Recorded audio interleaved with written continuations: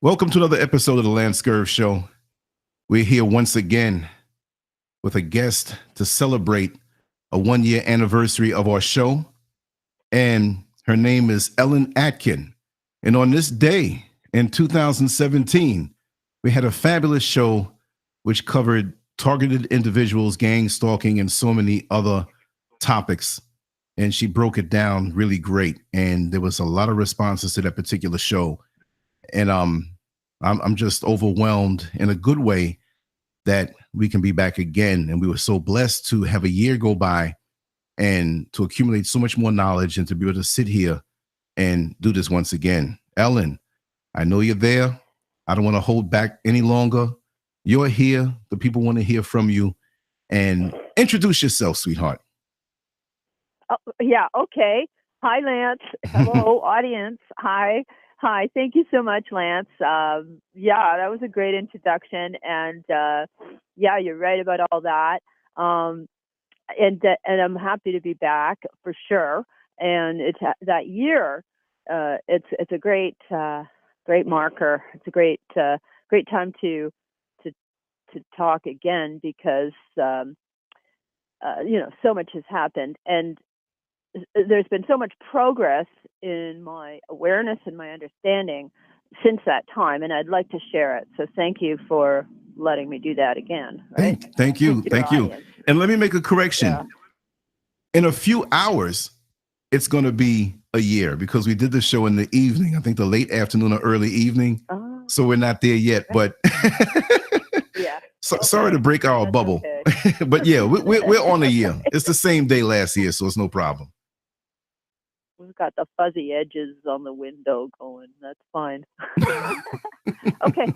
All right. Okay. So yeah, I do want to say I have many things have come into my understanding that I want to share. I should actually do a little recap on who I am and how this thing started. Yeah, for the new viewers. Yeah. And right. Do you have a computer on your behind you or something on? Because I'm hearing an echo. I don't know if it's me or another. Well, I don't.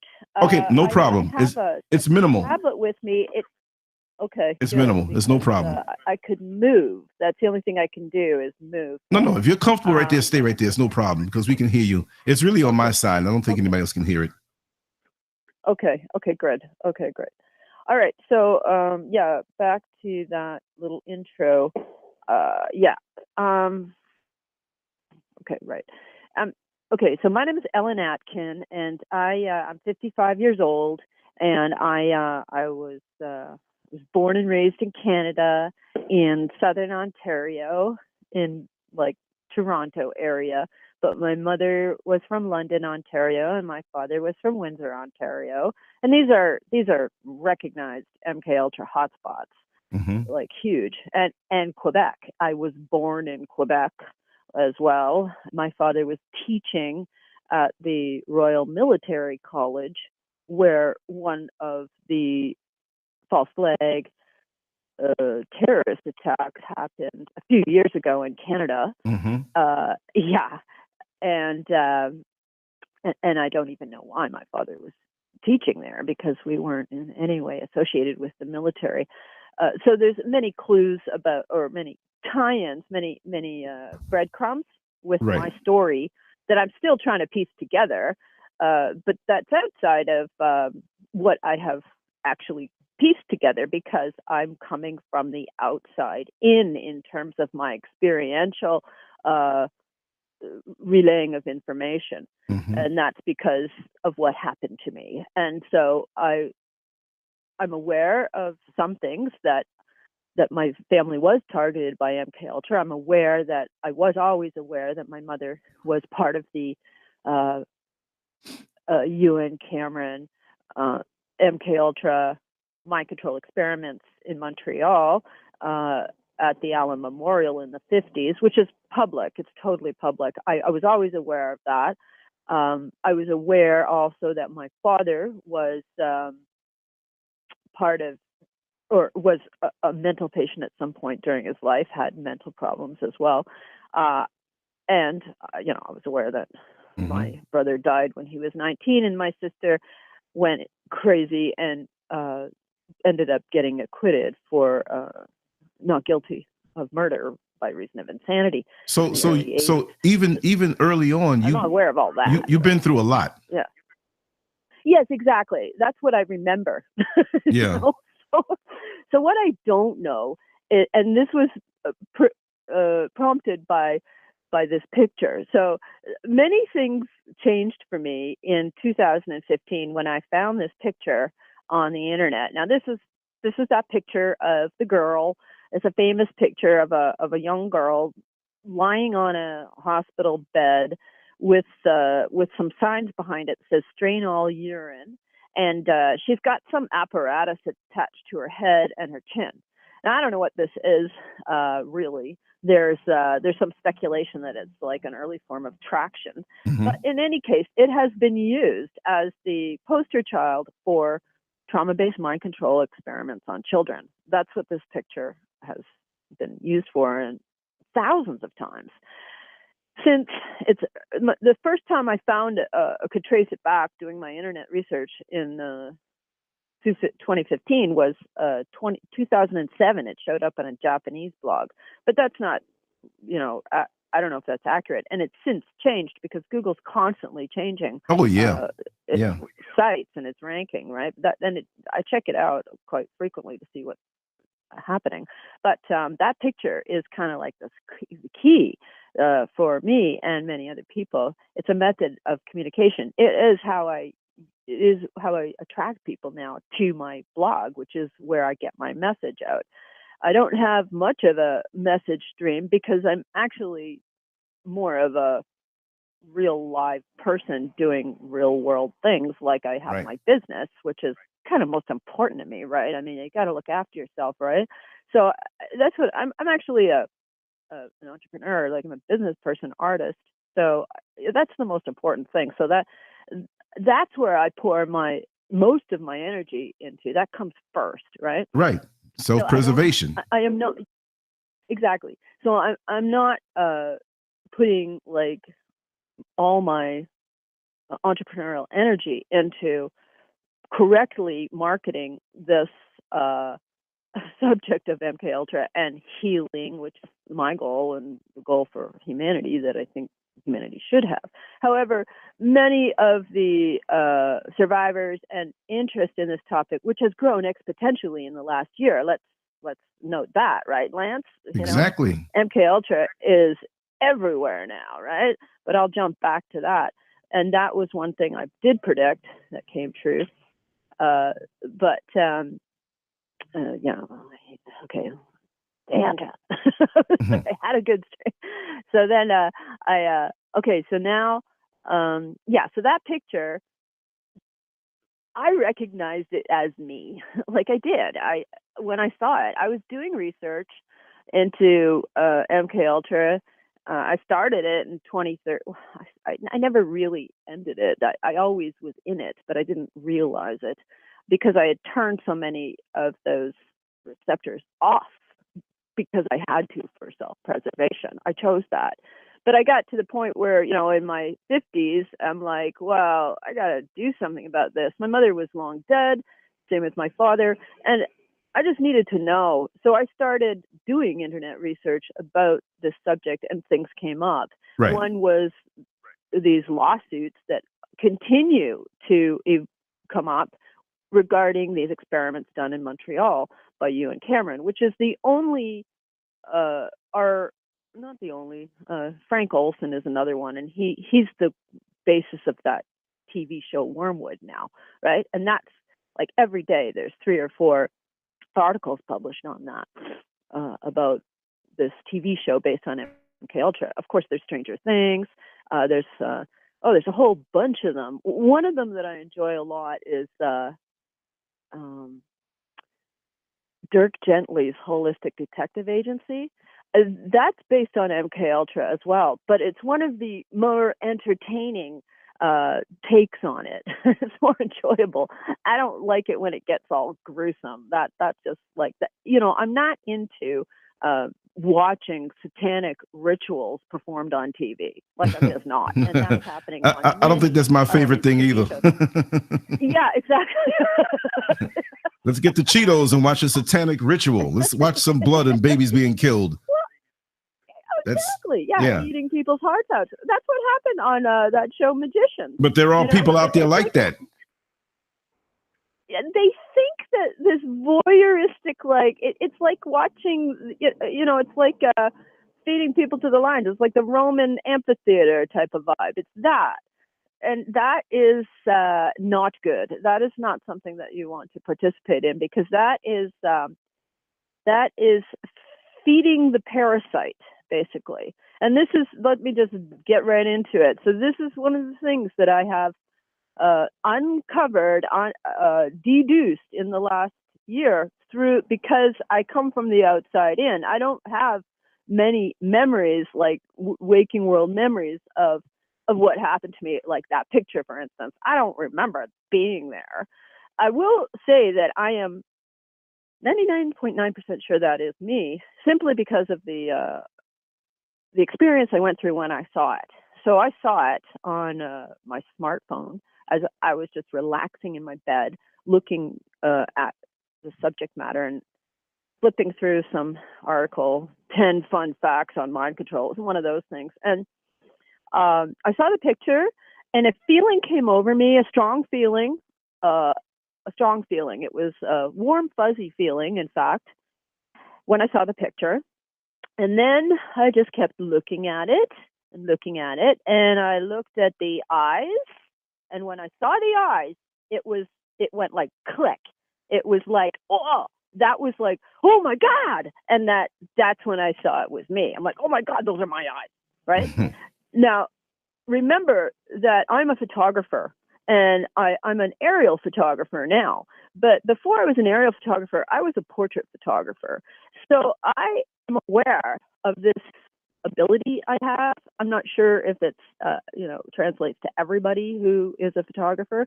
But when you're editing photos of people and you're seeing their face up close like that, and it's all pixelated into, all these, it's all ones and zeroed and divided. I get all kinds of psychic impressions because of that. And I suppose it would be related to that gift or psychic gift called psychometry, where you can hold something of a person and then get, I can do that with the photos.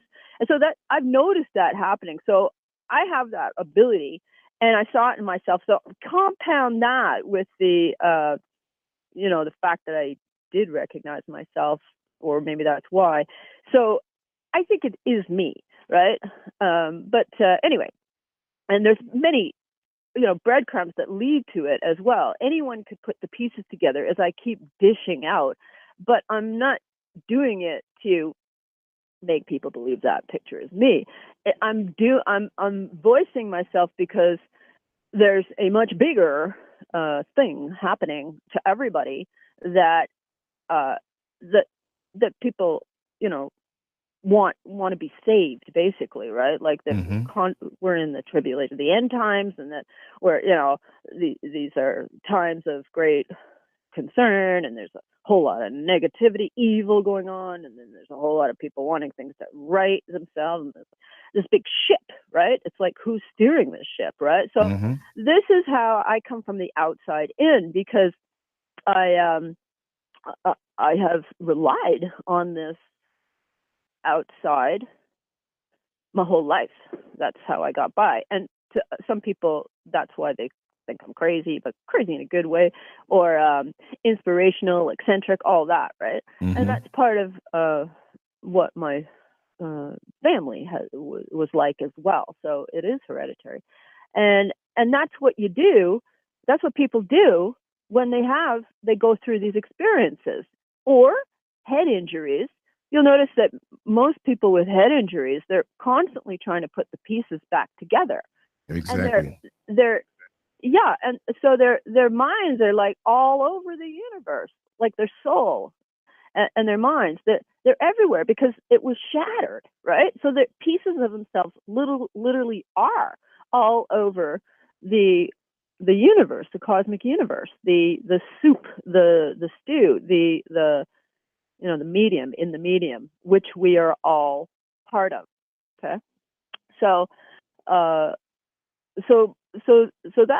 a person is constantly who with a head injury or head injury is the best example, and that would be what happened to me because of the electroshock, right? Mm-hmm. And so constantly seeking. So that's why I come from the outside in, and I have,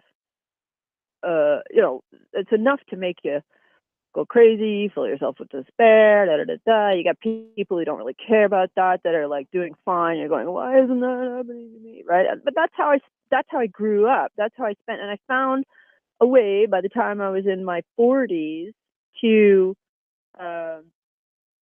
live how I basically wanted to live, which is kind of like a fringe gypsy artist entrepreneur, right? But before that, it was basically like you have a way with words.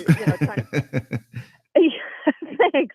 Yeah, but it was basically before that just like struggling to pay the bills, trying to fit in, trying to get somewhere, never getting anywhere. I finally threw it all in when I was like 45 and just bought a motorhome and started traveling. Now I'm back to a little more stability, but really not. What the best thing that happened to me was creating that business online, which is the aerial photography business. So that's what's kept me going without having to have a job, because those things always made me, depressed, and I was never good at it anyway. I mean, I could write so many books about the disasters of me in jobs, right? that goes for 98% of us.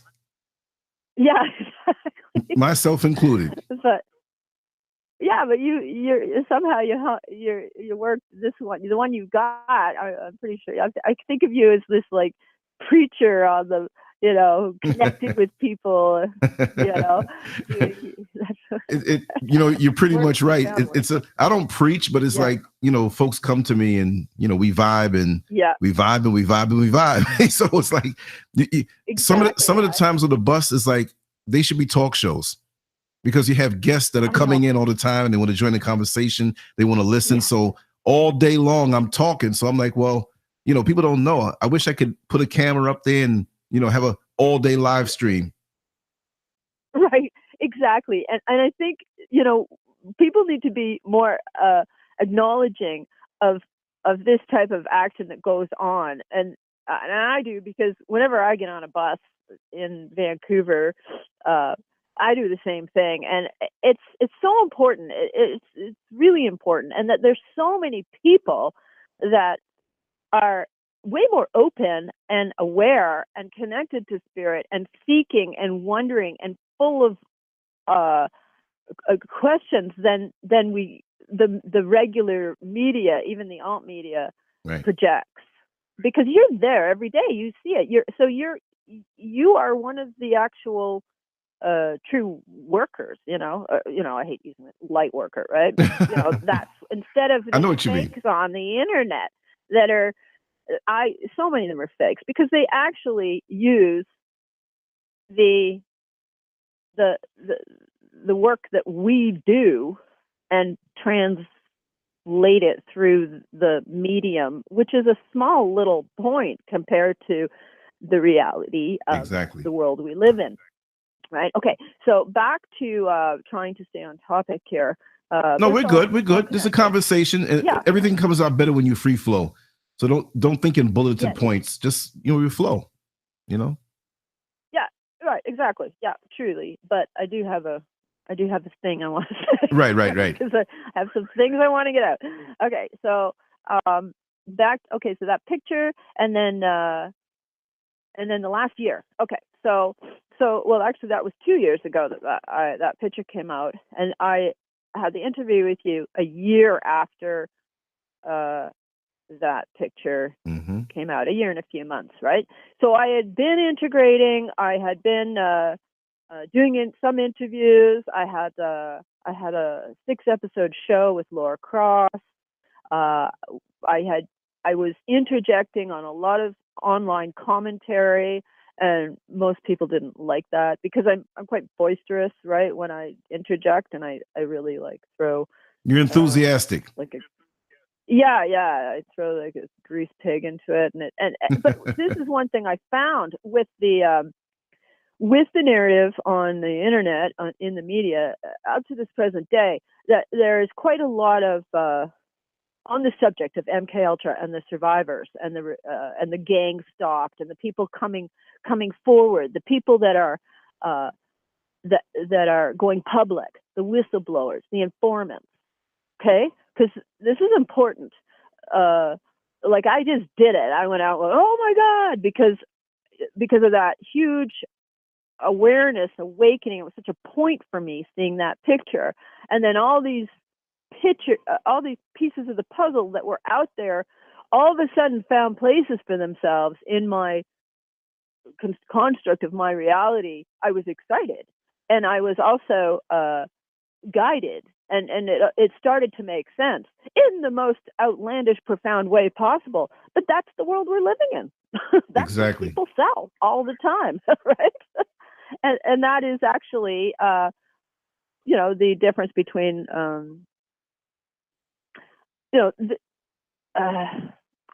okay, I'm going to skip that and go back to the story because I don't want to get into that quite yet. Mm-hmm. Okay, so, but so back to that, the last year, and Laura and I since parted ways. We were just, it wasn't working, our association. We did create many good things together. One of them was the Ultra Nation. That's a concept that is basically a take on UN, the UN, mm-hmm. Ultra Nation. Ultra Nation is creating a space for MK Ultra survivors, but we're dropping the MK. We dropped the MK and just kept it Ultra. So, and then put us together, Ultra Nation.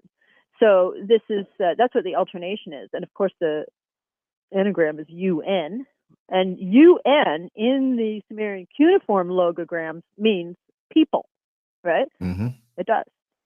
Yeah.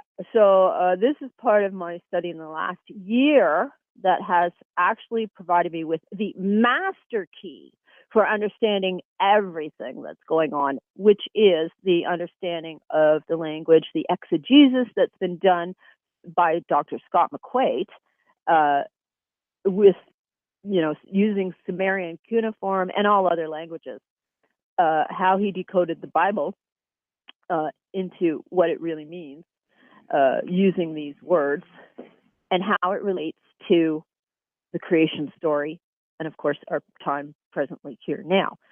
So that for me has been the best master key, with all this information that. So you had a aha moment when you realized the master key. It all tied in together. Very much. Yes. Yeah, absolutely. And of course that's ongoing because the study is quite intense. Like I can't. It's hard for me to. It's quite intense. I mean, it really is. You just got to look at Scott McQuaid's work and start reading it. He's written a book called The Tribulation, and about 9 or 10 other books, perhaps more. So he also has radio interviews on YouTube that people can source as well to get an idea. But this is the master key that I needed, not as a Christian, but as the MK Ultra girl, as the person I am. I have always tried to be evangelical after I renounced atheism because I was an atheist as a child. I know, it's funny. So it was very hard for me to actually adopt any sort of, like Christian, evangelical fundamentalist Christian ideology, because I had this atheist foundation that I gave to myself. My parents were Catholic, right? So that's why I became an atheist. But is hard. So I have to say that I actually, tried a number of times to be a born again Christian, and I failed. And this is the reason, because I needed the truth, and the truth was more important to me than believing a line that really didn't jive with me, right? So, but I really enjoy preaching, and I really enjoy getting fired up about these issues, right? Mm-hmm. You know what I mean? So here we are. So anyway, so that's why I want to preach this part right now. Is the master key that I found was this working with Scott McQuaid, the integrating what he was saying about what he found in the Bible, what it really meant, not what the lying scribes are currently dictating through most of the systems. And I know that you're well on top of that, right? Mm-hmm. The lying scribes and the lying preachers, right? That's that's in the my Bible. That's my main dish. One of them. I know. Exactly. Yeah. Right. So I think that you would enjoy some of this material, because it really blows so many lids off, so many stories, and including all the New Agers. It's the master key I found. Even the Illuminati doesn't know this stuff, really. Even I would think some of the fallen angels don't know it. Okay, so here's basically, I'm just going to shoot it out there for all the New Agers, Christians, everyone who is seeking, and that is all the people who also were in these experiments, and gang stalks and targets, because when you're screwed with like that, where your mind you have these injuries, and you're constantly seeking, so your consciousness is out there. And in fact, I theorize that our souls, this is why we were targeted so heavily, that our souls are actually the medium, or the auger, that is used to project this control reality to the rest of the masses, and we are left defunct without our pieces, but they're using something which is our soul currency. And this is why it was done. And this is where we get into time loops, time lags, time travel.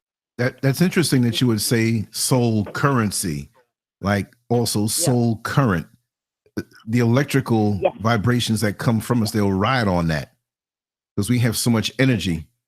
The light, the light that comes from within, and it's an envy that they have, but they use it also for their benefit, that they can hijack it.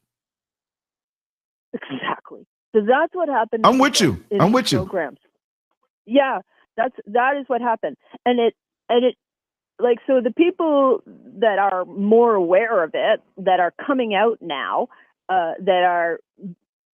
which has just happened to coincide with all these mainstream TV shows that are trying to hijack it, basically, or keep it within their control stream, or right? They're trying. It's two streams of awareness, just like the two strands of the DNA, and that's what it is. Okay, because it's never just outside of us; it's inside of us, and it's inside every one of us, and that's how it all connects and relates.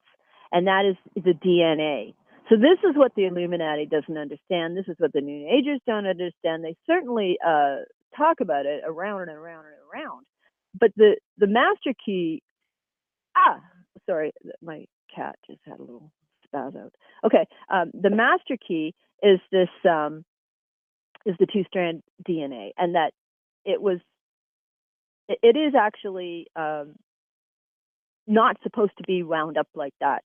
The one side is the 6-sided phosphate molecule, and the other side is the 5-sided RNA. Now, the RNA is the substance that humans are about. That's the human part. That's the rib of Adam, which actually is the piercing of Nibiru. I know, it's crazy, but this is it. And that's the crossing. That's the cross. That's what was done. This planet, Nibiru, was used to create man against God's wishes. And here we are. And the other side is the phosphate, which was inserted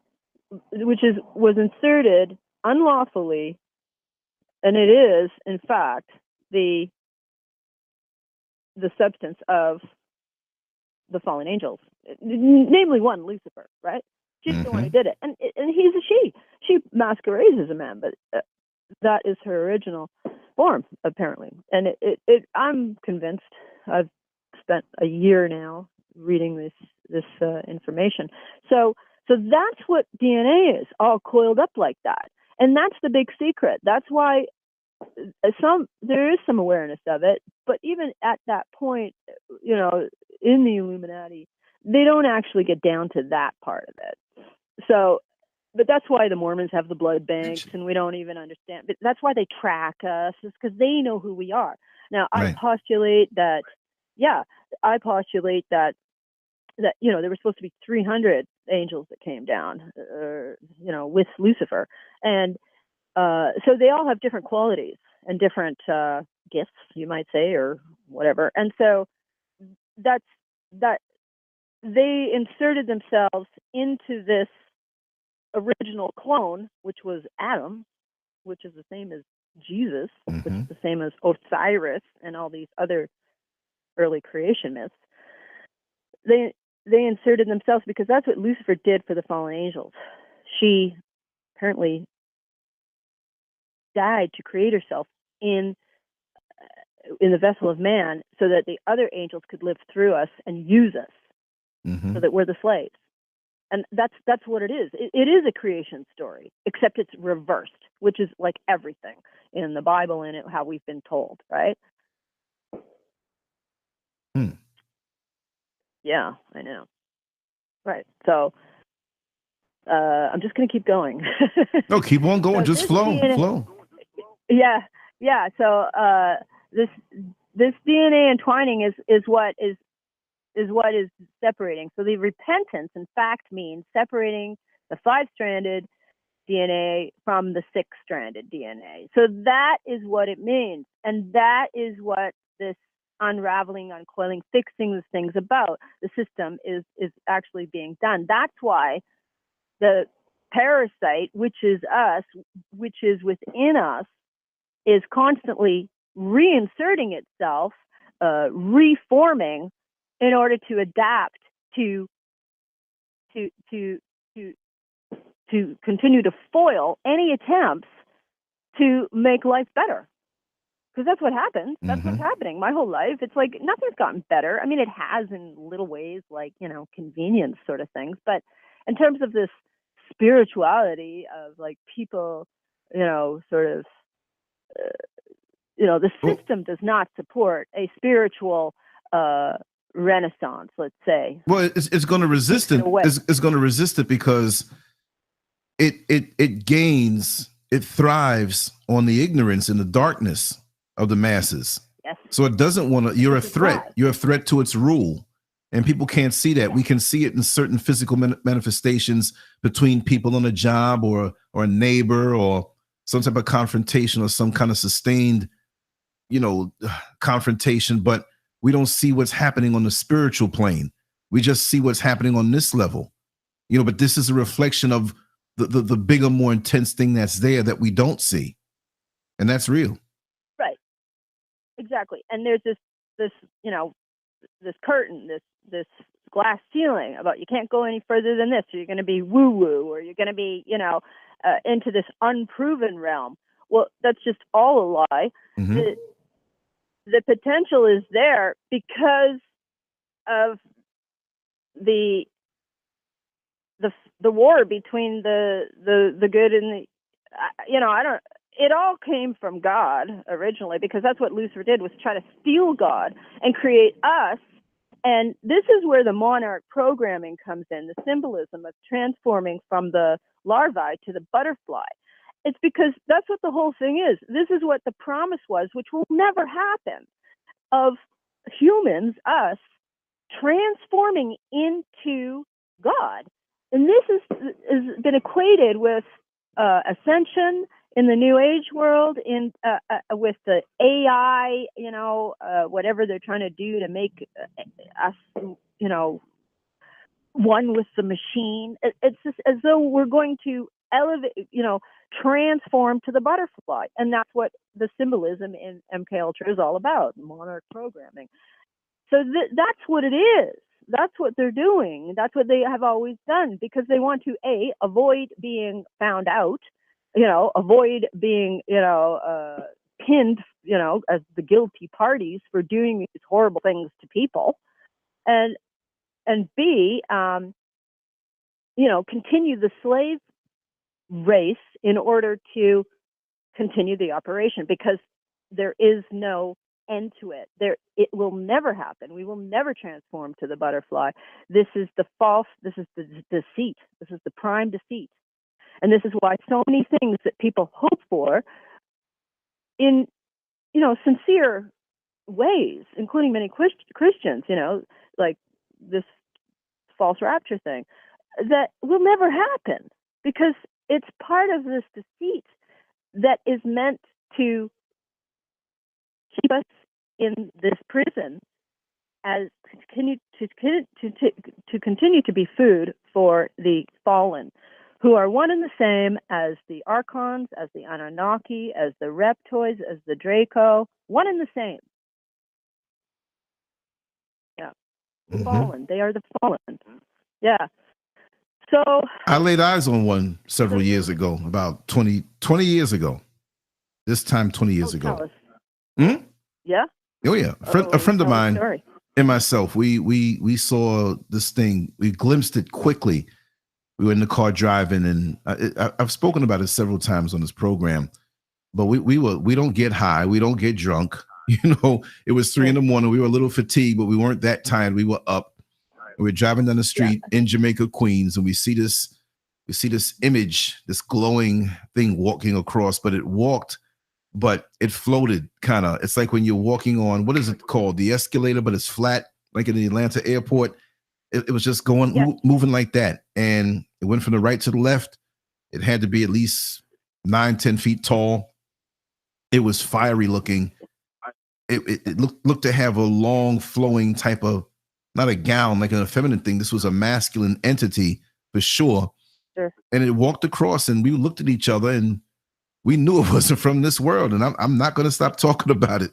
People say I would never say things. They're going to think you're crazy. No, I'm real that way. I mean, if folks want to think I'm nuts, that's what it is. But when we got down to the corner, over, by the way, say it again. Those days are over, by the way. I mean, look at the right TV shows are coming up with. Yeah, no, we can talk about it now. So right. Well, folks thought I was crazy anyway before that, so it wasn't any problem. Yeah. Yeah. Okay. Yeah. Finish the story. Oh no, we drove. We were about maybe 8 to 10 car lengths from that corner. It was a warehouse area. It wasn't any homes or driveways that it could have gone into. It was one big concrete building, like some type of warehouse, some type of place where they manufactured stuff. And it was like a red light district kind of, but it was an off block. It wasn't in anywhere the action started, at nighttime. And we got to the corner in like 3 seconds after this thing walked across. And on both sides, there were those types of buildings with no entranceways. And I would say those buildings were like about maybe 3 or 4 stories high, because they had big things that they were doing inside. So there was no place for this thing to hide in, no doorway to back into, nothing like that. And we looked and it was gone. Freaked us out. It was unexpected, but we knew. And my friend knew, my buddy Carlos. Those who are here, he'll tell you the same thing. We're not ashamed about that, No. Yeah, wow. Oh, that's great. That's an awesome story. Yeah, thanks. Yeah, right. So there's a lot of things I could say about that. I mean, that one of them is talking about hollow earth, and the other is part of the predictions.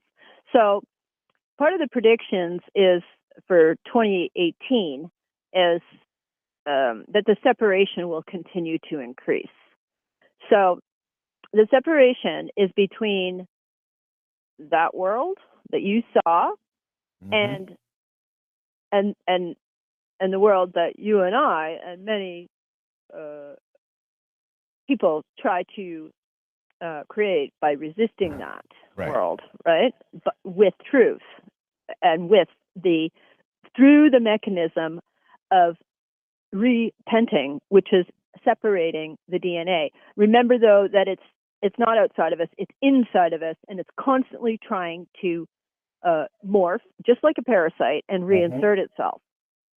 So that is what we're up against, and I find one of the great pitfalls for people doing this work is that they think it's outside of themselves, and they don't see that it's constantly, just like a parasite, forming itself in order to continue the attack, right? So there's never going to be a utopia, because it's always going to on Earth, because it's always going to be there. That's why we're here in the first place. This whole thing, including the Earth, was made against God's wishes for the purpose of creating a fake God to snub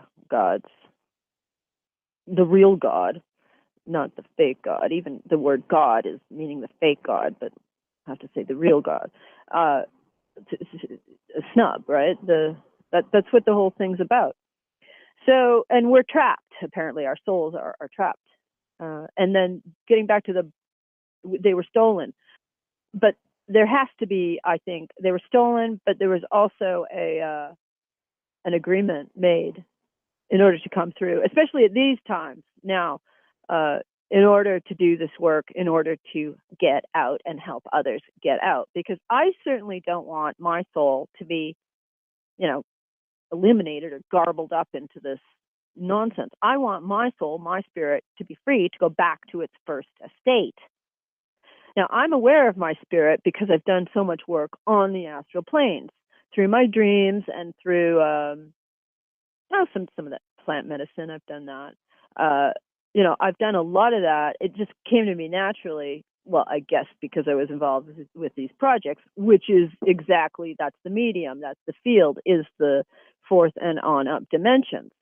So I've always had lucid dreams. And in these lucid dreams, well, I've encountered both demons and angels, right? So you get these feelings of like love, intense love, spirit connection, truly meeting with other beings, spirit beings, where I felt, intense, like it would be the same as a Jesus came to me type of feeling. That, and I could definitely, and I have actually seen that, had that with the Jesus face, but I don't need to actually, say it was Jesus. But I've had it with my brother too, my dead brother. So that's one thing that, gives me more confirmation than seeing an image of white Jesus. You know what I mean? But so I've had it with my brother. Yeah. I've had it with my brother, and I know it's my brother, and he's surrounded by angels, and this feeling of like, oh, great love, right? So, I don't need to question that. So it seems like so many people are still wondering if there is such a thing as a spirit. I mean, I don't have to question that, but still, why is my spirit trapped here? Why is it even here? I want that spirit to move on out, back to the first estate. And I never actually want to deal with this again. That is what I want, right?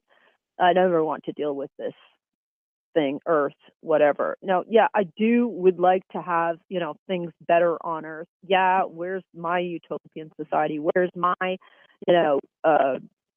living the way I want to live, planting fruit trees and, and raising beautiful children, that kind of thing. I mean, it never happened for me, and it hasn't happened for most people. Right? But I would like that, but I don't know if it's going to happen, because this DNA thing, this parasite is always, fighting. And that's what the predictions for 2018 is that the parasite is going to reveal itself because, it's dying and it's like, right? And it'll just be like, woo, look at that, which is what you saw. It's like, there it is. The veil lifted. You saw it, right? And that is one of the predictions, that the veil's going to drop and that they're going to try to take over. And that is what is being both prevented and propagated in the military bases, in the DUMBs, in the deep state, by the deep state, through this program. Mm-hmm. It's a war within itself. And that's what the secret space program actually is, because it's not from above. There's nothing in space. It's from below. It's in the earth. It's hollow earth. That's what it is. Isn't it something isn't it something how many of the preachers out here will project us to look to a God externally, outside of ourselves, and the answers within? We're looking everywhere else, but the answers within. But at the same time now, what you said rang true the same way, because we're looking for everything up in the sky, but it's within. Look, my thing is, even before we started discussing this, or even before I became aware of a lot of things, logic. What do they say? 75% of the earth is covered in water. 75% of the earth, that's the unknown. We're living with that. We're the minority, those of us who breathe air and walk on the land. There's stuff going on down there. There are caves and mountains up here. There are caves and mountains down there. There are creatures down there that can't even come up so high because they'll disintegrate. There's a whole world down there. What better place for UFOs and different things to hide out where we can't go? Exactly. And it has been stated that their whole goal is to actually come back and take over. I mean, it is. And within their ranks, and there's much been written about it. It's called Agartha, which is Shambhala, is the great city. And there's supposed to be one reptoid ruler called the King of the World. Yeah. And this guy is supposed to be like, knows everything about everybody and, sorts everything out. Well, I mean, kind of guess who that would be, right? Mm-hmm. So we constantly being... Hello, Ellen. Hi. Hey, we got a caller. How are you? Yes, Lisa Renee. How are you? How are you? Lisa Renee. How are you? Hi, I'm good. Hi. Hey, great to talk to you. Thanks for calling. You're welcome. Wow. Well, no, I forgot I had the open line, and I forgot. You know what I mean? Yeah. But yeah. Ellen, meet Lisa. Jump in. No. But you've crossed paths before, right? You know each other, right? Yep. Okay, cool. I think we've done on the show before, yeah. But with Ellen, though. Oh, I know you've been on the show, Lisa. The internet. Yeah. But I'm saying, do you know each other? Oh, okay. Not with me. Sorry. Yeah. But yeah, I know. I'm aware of Lisa. I think we were Facebook friends at one point. I'm not on Facebook right now. I'm recreating myself there. But yeah. Hi, Lisa. Hi. So, what you're saying is absolutely right. And Lance, we haven't talked in several months. I know. And I've gone through some amazing breakthroughs that has taken things to a whole another level. My life has drastically changed as a result, just those few months. I'm starting to have recalls of actual abductions, and I'm discovering that would make sense, that my body is actually so infested with this artificial intelligence, which is not artificial. And I got a war going on here right now with the same entity that's been in my life since I was a child. And it physically attacked me on Christmas Day. It slammed me in my door. It hurt me bad. And it's been turning on my light, turning them off. And I know why. Because I am really advancing in my healing process of this spiritual warfare that it is. And they don't escalate the attack if you're not a threat. Right. So it's interesting. It's interesting, but I have come to a point where I'm able to now just sit back and you know, and not allow myself to be the victim anymore. I am now the survivor, and I can look back and I can appreciate how interesting and exciting this really is, and how exciting it is to me personally that for some reason they thought me important enough to choose me for this. So. Well, yeah, I have to postulate high octane speculation on, you know, important enough to be chosen or important enough to be, you know, attacked because we were actually the remnant. We were the ones that God came down, and we're going to be attacked. That's what the Bible says. I mean, you know, it's never going to be like whatever, walking on water or blissed out. It's never going to be that. But yeah, it is exciting because it actually is like being involved in a sci-fi TV show, being the real hero. And that makes life worth living to me. And yeah, it's never going to be like one with, you know, until we go back to the first estate, which is not going to be on this earth, in my opinion. But go ahead, Lance. I'm sorry I interrupted you. Oh no! I didn't. I'm enjoying the dialogue. Like I said, well, you still have some more things that you want to drop down, so I'm going to let you flow. And Lisa, don't go anywhere. Okay. You know, it's a pleasure to have you both on. Yeah. And I'm going to be knocking out shows all day, all week. So just flow. What I'm going to do, trapped in the physical body that I'm in after drinking so much water, I'm going to have to answer a call to nature. And then go and answer another call to nature. I'm not going to front. I have a lot of food there on the stove that I haven't eaten yet. And I'm like, my stomach is like, what's up? What's up? So listen, just give me 90 seconds and I'm going to try to do the impossible and come back within that time.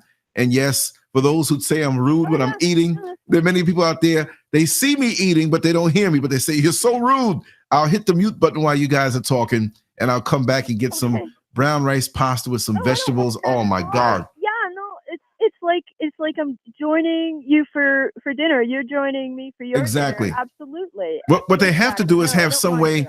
What they have to do is have some way of faxing food out. So when we do the shows, I can put it on and fax the food out. I'll get more viewers that way. They're like, oh, he's having a show. We're going to eat. Right. So,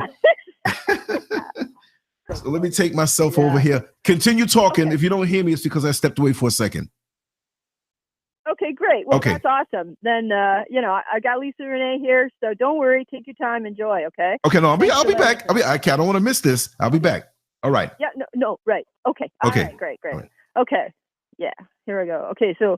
1, 2, 3. Yeah, well, there's so many things. Sorry. Hello. Okay. It's okay, yeah. Lisa, are you there? Still there, Lisa? Yes, I'm here. I just muted it and was listening to y'all, so I'm here. Okay, great. Yeah. Well, yeah, I know what you're saying. For sure, that is. You see, that's why I brought up the New Age, like misfire, misdirecting. You know, basically trying to sell people on, you know, some kind of release from, you know, attack, whatever, even if it's, you know, just, you know, disease, right? Or, but, you know, psychic attack as well, or any of this guilt, shame, blame. It's all part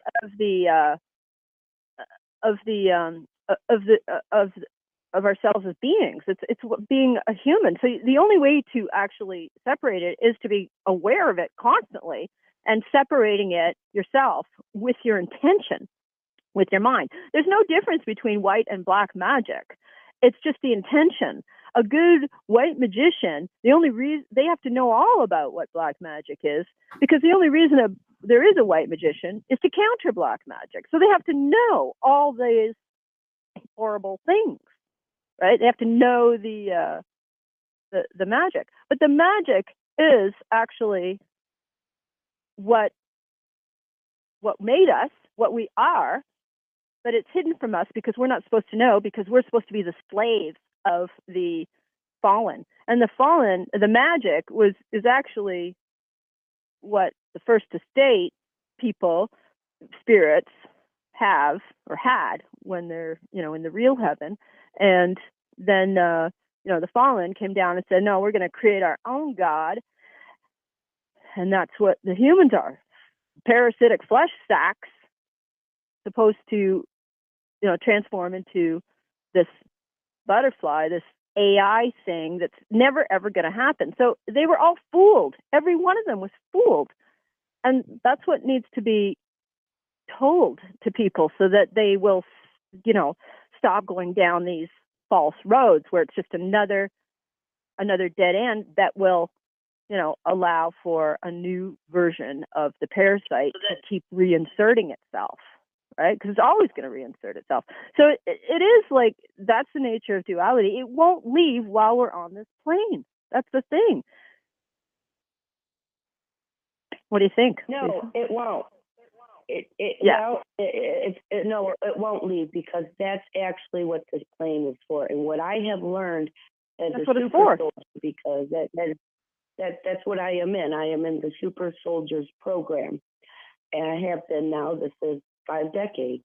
And what I have learned is that's actually what this plane is for. This is the whole, this biblical God. The name is actually Enki. Enki is Lucifer. Okay, this is going into the Anunnaki, the royal That's godhead, right. You're right. and things like this.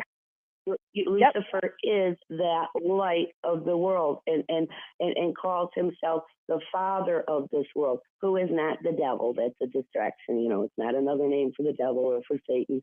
But it's all the same. I don't like. It's all the same to me. It's all the same. Yeah, the devil, Satan, Lucifer, Esther, Ishtar, Isis, Rebecca, Mary. Those are actual part of the Godhead. Those are actual part of the Godhead.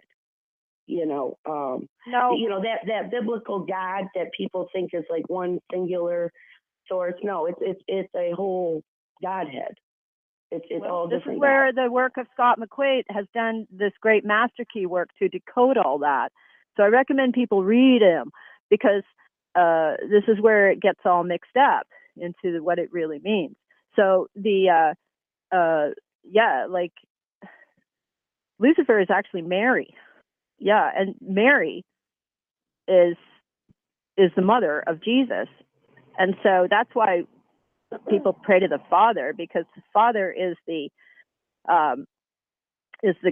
real God. But God itself is a Sumerian cuneiform, which means judges, rulers, little g gods. Yeah, it's Gu, and it's pronounced God. And it's also the root of the word Jew, which is the root of Judaism, which is the same as the Elohim, same as this false misinterpretation of Yahweh. That's an anagram, which actually, when you decode it, Scott McQuaid decoded it, is Anunnaki, who are also the fallen angels, helped create us. So I just want to insert that into the New Age world, and I think you can do that because you seem to have a lot of influence there. I'm back. I would recommend you read that stuff, because all these like misappropriations of the terminologies for all these way out concepts that can't be verified, let's face it, except through our own 5, 3 up to the 9 dimension experiences in these programs. That's where the master key is, in my opinion. I really seriously have read many of these books, and then putting in other interesting information from Agartha and Hollow Earth, and tying it all in. So I'm sorry to bump you off there, but what do you think about what I said? Well, I think you're right, and what you're saying about the dimensions. We cannot see it in the 3rd and 4th frequency, the 3rd and 4th dimensional frequency. Yes, we can. That's the thing. We can see it. We can all see it. It's just that we are constantly being attacked. My experience, and I do not stay in the 3rd and 4th frequency unless I have to go to the market or something and put myself there. And my experience is all these things that exist in the 3rd and 4th D, those do not exist beyond that. Those are just in the third and fourth D to keep us trapped in it. And when you can break through that and you can raise to a higher dimensional frequency, you see everything. If you're seeing it in the third and fourth D, you're probably not in the third and fourth D. You are probably consciously on a higher frequency, and that while you're still, physically in the third and fourth D, and you're seeing it. Because it's blocked out, it's blinded out. But your consciousness, the human, you see it. The human is a 3D, or we'll even start with a 1D, because we were created in this petri dish called Eden, with the RNA, the rib from Adam, and the phosphorus molecule, which is actually the genes splicing of Lucifer. That would be the first dimension, and then the 2 is putting it together, and the 3 is us parasitic flesh sacks. So if you divorce any one of these dimensions from itself, then you're just creating a dichotomy that's not really real, because the potential for the human is the knowledge, the real history, because it's knowledge is what is the key. That's what the currency is, the flow, which is the rabbit hole, and it's always happening. There's no outside of it. It's never going to be staying above. It's all happening all at once. This is the flattening of the time. This is flattening of the dimensions. This is the flattening, and this is why at this time, 2018, that they want to take over. And that's where the separation is going to be more important to enforce. But it's not going to help you if you're cutting yourself off from any one of these dimensions, because you have to be in all of them. Otherwise, you're going to be open to attack. Get it? Well, what you say applies to, we'll just say human for, understanding purposes. That would be one species. Okay? No. We're not all the same species. Well, that is true. But everybody is here, who came through a womb, is some different type of species of these entwining DNA. Everyone who has DNA. And I don't even know if that would include the clones. And I can say, that there are people who don't have a soul out there walking around. But most of these people who claim that they're clones are actually humans. They are. And plus, I'm an RH negative. Okay. So from what I've been told, you can't clone us. I don't know if that's true, but it doesn't matter. That's just a red herring argument. Pardon? We can't be cloned. The RH negatives, we are interdimensional. We have no. Okay, this is right, but I am no different from a human. I am a human. I'm interdimensional. Everybody is who has the 2-stranded DNA. There are different types of it, different, connections, because, apparently 300 of these fallen angels came down. Maybe there was more. Maybe there's 3,000. Maybe there's 300,000, right? Because that's what this coding is all about. It's always times 1,000. We don't really know for sure. But so there's going to be, maybe this particular strand of fallen angel made me, right? So I have with these certain qualities. Yeah, that's the differences. But as far as trying to separate, we're as though I'm, alien. You see, alien. Any reference to alien is actually Lucifer. Okay, that's what it is. It's Lucifer. Alien, Draco, Anunnaki, Elohim. It's all this fallen bloodline. But remember, though, that within that are the two. Yes, but it's always the two sides of it within all of it. Within all of that, because that's who we are. So we're separating it. We're separating it. The 2-stranded DNA. We're separating it, which is an action. That's an action that needs knowledge in order to do that. So I'm trying to give this knowledge out so people will know how to do it, so they don't get, thrown off into these, this is how we want life to be scenarios, and everyone's supposed to do something to do it. It'll never happen, because the parasite is constantly reinventing itself in a new form to continue to assert. But what's happening right now is that the planes are all flattening like a Photoshop file. It's all flattening. It was all separated before because there was more time, you know, and then because it was created with our souls, because they knew we were coming. This should have happened a while ago, in my opinion, but, you know, because I've been waiting for it my whole life.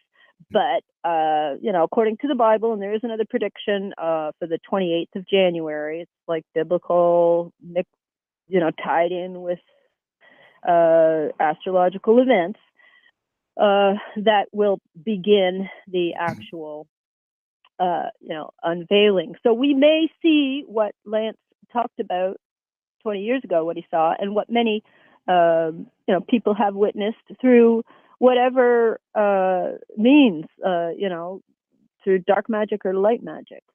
It's the other side of the veil, but that's all coming apart. And the people who know how to navigate that are us, right? But let's not lead people astray. That's the thing. And let's not give the wrong information out. I have gone, as in myself, okay, and not always by any choice of my own. Okay, I didn't choose any of this. Well, you did. I'm beyond that Bible bullshit. I see that for what it is. It's not just two sides. There are many, many, many different forces at play here. Some good, some bad.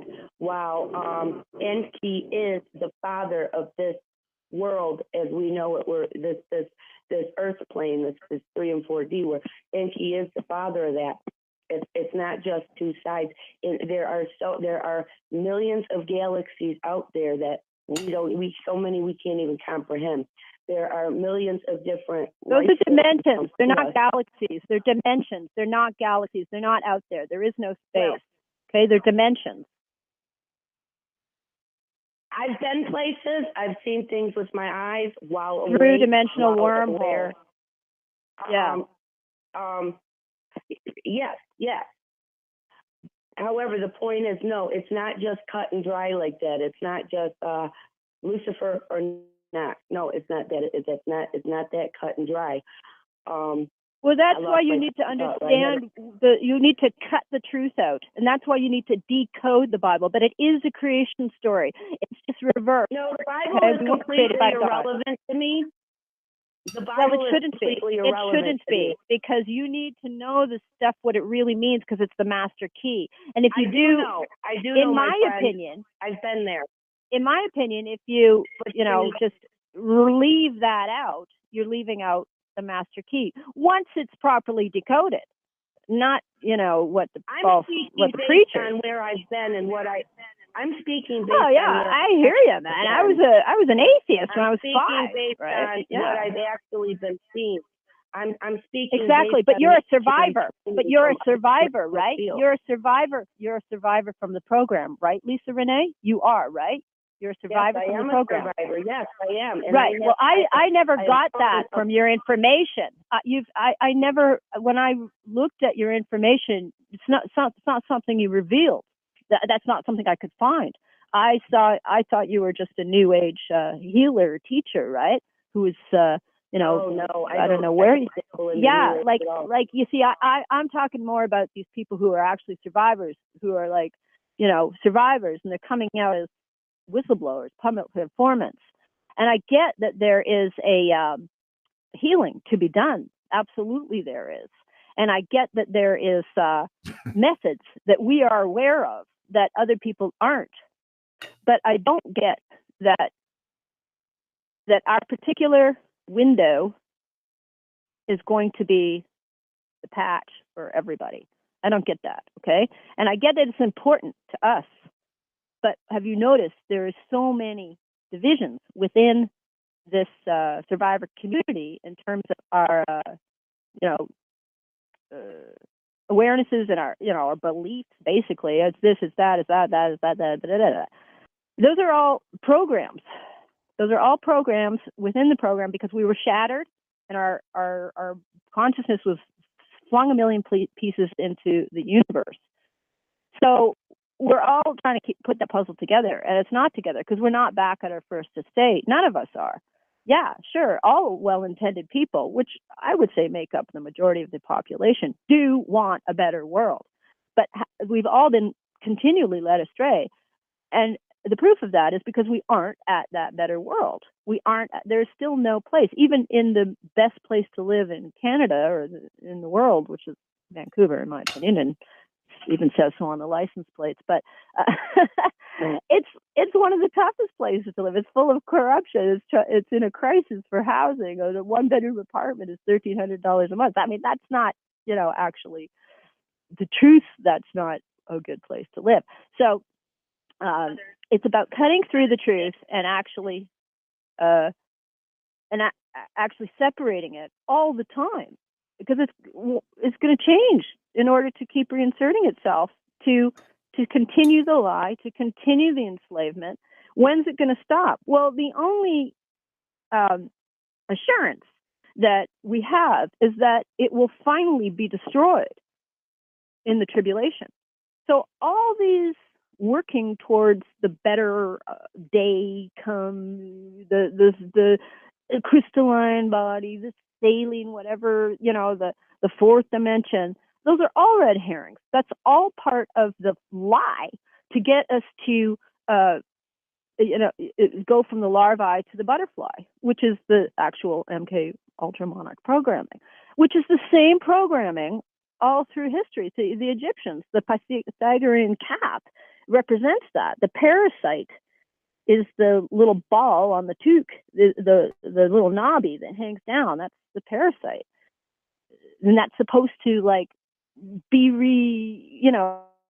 come into a butterfly. That was the promise of Lucifer to the angels, and now the people who get it realize that it's a lie, and even the fallen angels among them, which I guess you would say the good reptiles, right? The good people in that world. And they come from the earth, the hollow earth. They're down there. And yeah, the UFOs come from the lakes and that place, those, lakes and subterranean passages. That's where they come from. And so that's what's really going on. Yeah. I couldn't ask for a better conversation to listen to while I'm chowing down on this food. Well, the greatest lie we've ever been told is that we are all the same. We are not all the same, and that goes for biologically as well as but we are in this. You see, everything is true and everything is not true. You see, we have to always look at it that way. Turn it upside down. Well, we are and we aren't. We all are the same in the fact that we have this two-stranded DNA. We're all dealing with this parasite that's constantly trying to reform and reinsert itself into it. Two-stranded DNA. They told you have a two-stranded DNA. No, we are not all the same. Okay, there is a percentage of us, a minority percentage of about 15%. That's my unexpert estimation that predate the Adamites. Okay. So one of the biggest lies ever told to start this confusion was by making us think we're all the same, and that is even on a biological level. That's why many people are having rejection issues. Okay, because this one size fits all standard way of living is not compatible for who and what everybody is. Just like for example, what you were saying about magic earlier, white magic and dark magic. A lot of people would think things like reading somebody's mind, or reading somebody's consciousness or telepathic communication. People would view that as magic, that's psychic, that's something out of the ordinary. However, it is not. However, it is something that we all do all the time, except for the synthetic lives, which they are walking among us, and they always have been.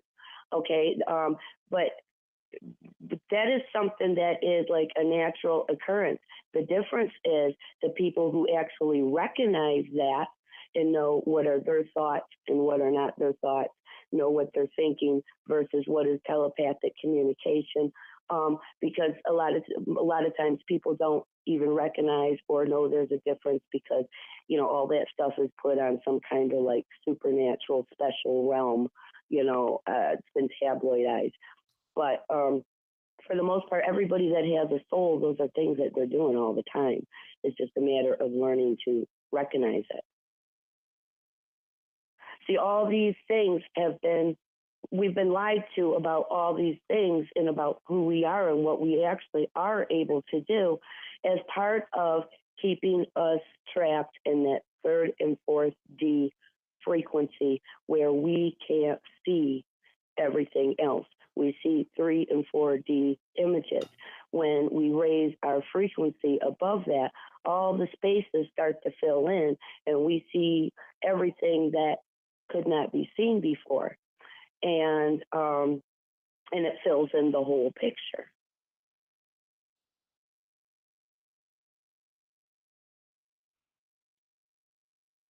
But see, this is one of the reasons why most people don't really know their blood type. They never really thought it was that important. So it's not anything they remembered, if they ever knew at all. This is why they might say, oh, you're O negative, you're O positive. But they don't really tell you, well, you're 0 negative in human rhesus negative. They don't tell you that, because then you might say, well, what does 0 mean? Well, how come I have 0 antibodies? What do you mean RH means rhesus human from the rhesus monkey and I don't have it? Okay, and then you start getting into things like the recessive gene. Now there are many, because the majority of the planet are positive of the human rhesus protein. However, that's also a lot of times because they might have the recessive gene of the Rh negative protein, but they do have just enough through intermixing, throughout time of the rhesus human that it will show positive in the blood test. But they still have that strong recessive gene of that part of them that predates the Adamites. Am I making sense?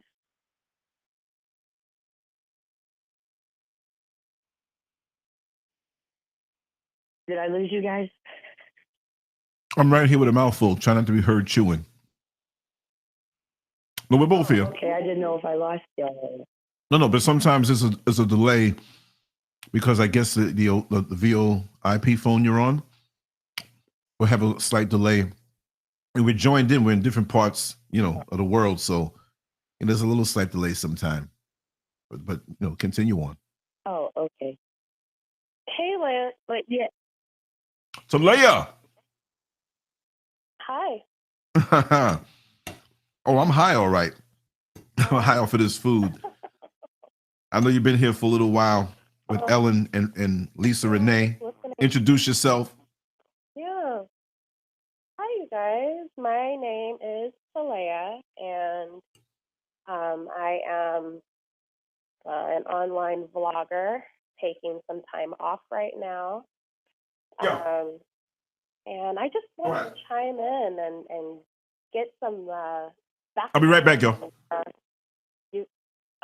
And get some background on where you get a lot of your information, because you mentioned something regarding a very specific culture that I'm going to assume you are not a part of.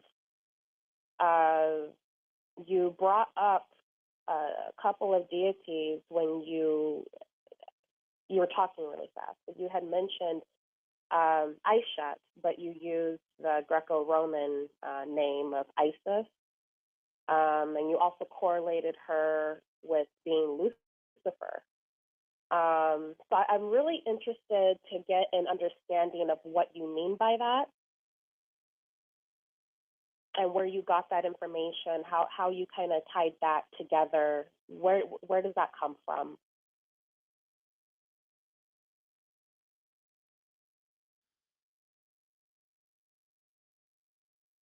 Are you there?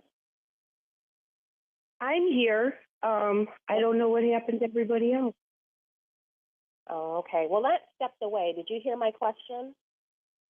Yes, I did. I thought you were asking her. That's why I just sat there and didn't say anything.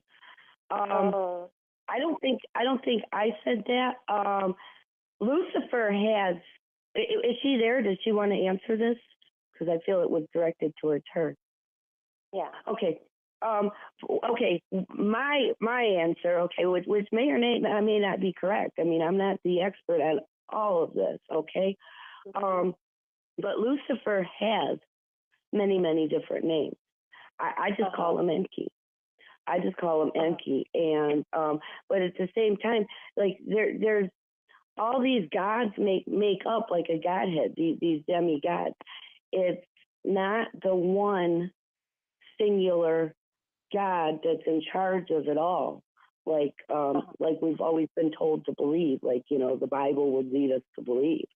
It's different gods, it's rivaling gods.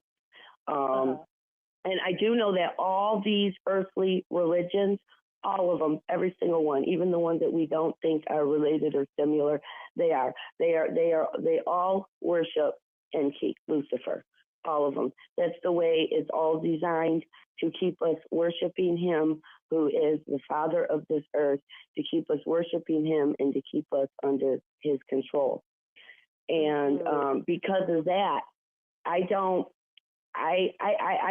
stay away from names, definitions, school of thought. I don't follow people's teachings. I listen to other people, and I take what they have to say, and then I download and I go based on what I see, the information I have downloaded, the places I have been. And I also, there's a few other program survivors who are very advanced in their healing stage from the program, who I feel I can trust, and we kind of connect and we share notes and just keep going off of that. Because if we're looking in a book, if we're looking on a YouTube video, we're not going to find the real answers, because this whole thing has been orchestrated to make sure we don't. Even those of us that think we have all the answers, okay, this thing is changing all the time based on new information. It'll be like, you know, oh, that's it. I figured it out. I know it. I know the answer. And then new information will download, and it might change things a bit. You know what I'm saying? Yeah. Well, I would like to, I agree with many of the things that you said, because things are always changing. Things are always becoming. We have a deity in the Kemetic culture, Kefra, which is the deity of the becoming, and that's just an aspect of existence that is. Everything is always becoming, always evolving. So you're absolutely right about that. What's true today may evolve into something that's completely different, 100 to 1,000 years from now. The nature of it will be the same, but maybe the outcome, and that's just because things are always growing, is evolving, whether we can perceive it with our own eyes, or whether it's something that moves so slow at a rhythm and pattern that you cannot see. That doesn't mean that it's not evolving and in the process of its own becoming. But I will like to say that I think it's very important, regardless if you follow any particular school of thought or not, whether you read what you think you know in a book, or whether you don't follow anything that's in the book. I think it's important that when you come onto a public forum, and this is if you care. If you don't care about the things that you put out there, then you can completely disregard what I'm about to say. But I think it's very important that if you speak on deities from other spiritual systems that are not religions, religions and spiritual systems are not the same. But if you speak on those deities, you should take into consideration maybe doing some research on the deity from the perspective of the culture that may serve or worship that particular deity. Because to say, and you didn't say this, maybe the other lady did, But to say that Isis is Lucifer is a complete slap in the face to thousands or even millions of people who, number one, don't call that particular deity Isis. That is a foreign Greco-Roman name for a deity that precedes the spiritual systems and people who renamed that deity Isis. Her name is Aishat. And to call her Lucifer, that just demonstrates a certain level of ignorance in regards to the origins of Lucifer, at least from the perspective of the culture that you just disrespected. So in the Kemetic spiritual system, there are two different types of gods. There are the self-created gods, and you may know this, and then there are the gods in human form, okay?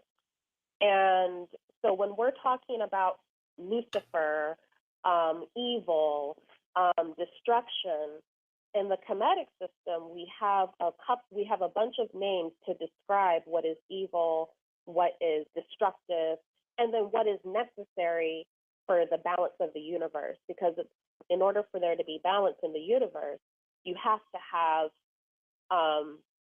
those polarities. You have to have good and evil. You have to have what preserves life and what destroys life. Those two do have to exist in order for there to be balance. So when there's too much of one or the other, then that's when we have some very unfavorable outcomes, especially when it comes to the human destiny. So the closest thing that we have to Satan or Lucifer in the Kemetic spiritual system would be the god Set.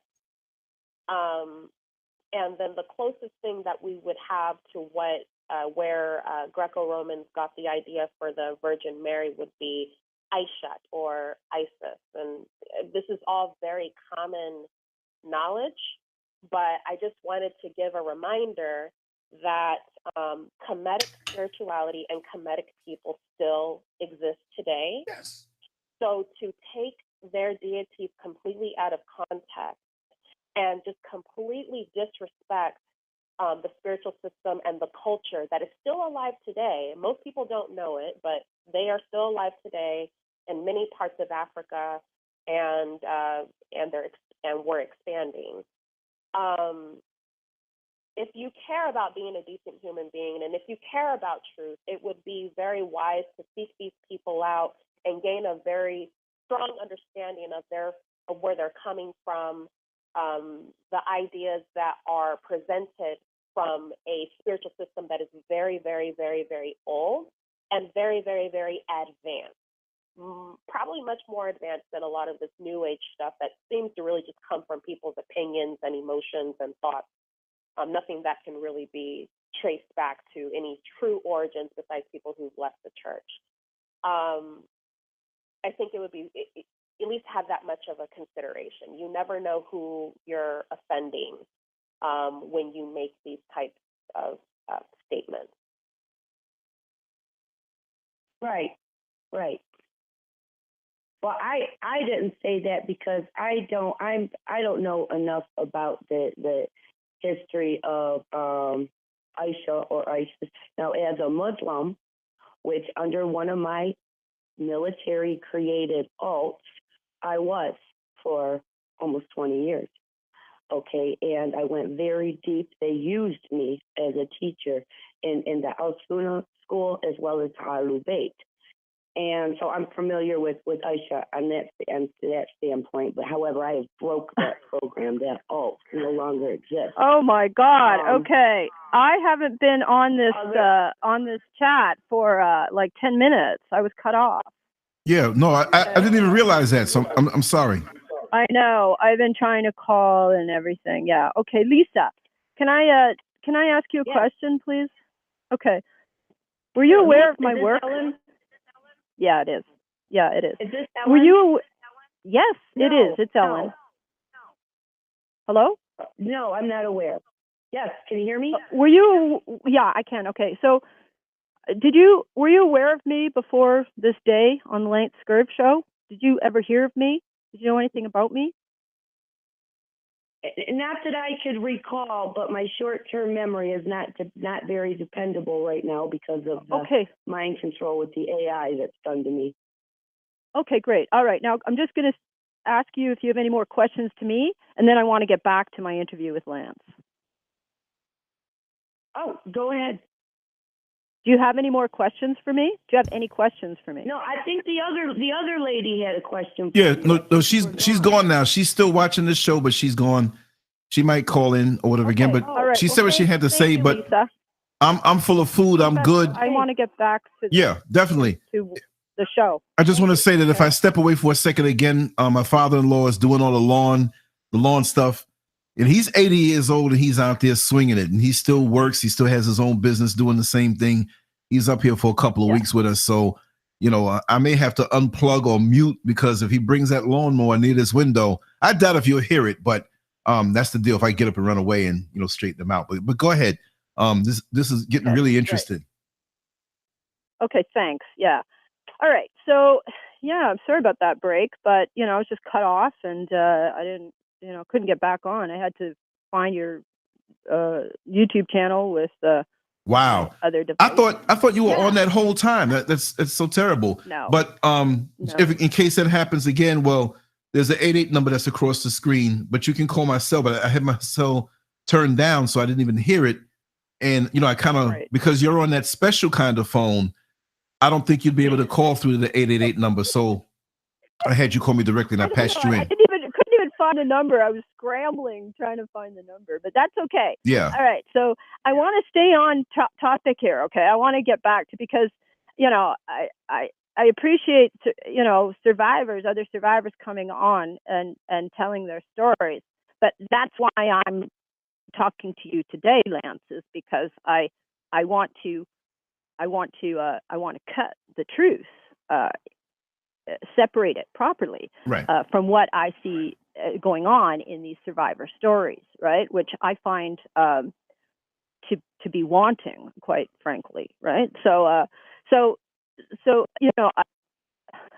this coming out, getting public, being a whistleblower, saying that you're a survivor part of these programs, that's good. That's part of the healing. But let's not forget that every single one of these survivors, including myself, are deeply wounded, okay? So there's going to be issues when you're actually attempting to heal people, you know what I mean? Mm-hmm. And you charge money for it, right? I'm not saying there's anything wrong with that. I mean, people need to make a living, but there's really a lot of the kind of convoluted, this is the way it is, that's the way it is stuff going on, right? When I'm trying to present here what I've studied as being a coherent, like decoding key to what is really going on, which is, this is knowledge. It's about knowledge. It's not about belief.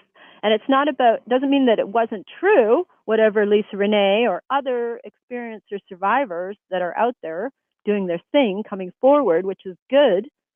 It's not true because it's all true. But these are dimensions. These are cutouts.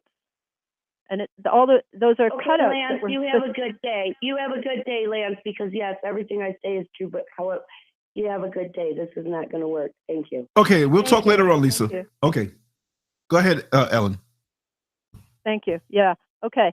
So yeah, these are cutouts. These are dimensional cutouts some are like the survivors and any person who wants to create a better world and is trying are done in a way of proper hoping for a better world type of thing. But then some of these dimensional cutouts are done as ways to continue the false AI lie world, which is the goal is to metamorphosize into a godlike being that's going to be equal to God, and that'll never happen.